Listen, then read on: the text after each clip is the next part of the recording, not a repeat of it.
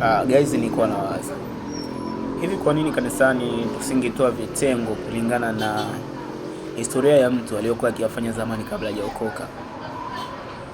Kwa mfano, kuna mtu kabla hajaokoka alikuwa mwizi, mdokozi, alafu baada ya kuokoka tunampa kitengo cha kuhesabu sadaka.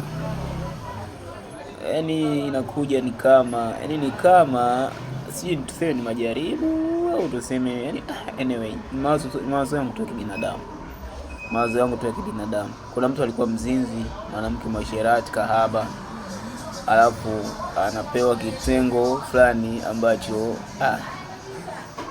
anyway, mawazo yangu tu ya kibinadamu. Nilikuwa nawaza mengi. By the way, siku yako isikae kinyonge, mcheki ujamaa anaitwa Tony Bando, anakuunga bando la Halotel kuanzia shilingi 4,000 unapata GB 3, 5,000 unapata GB 4, 10,000 unapata GB 10, 20,000, 30 na kuendelea. Na bando lake linadumu kwa muda mrefu kadri tu ya matumizi yako. Mcheki kwa namba hizo hapo, akuunge bando sasa hivi. Utanishukuru baadaye.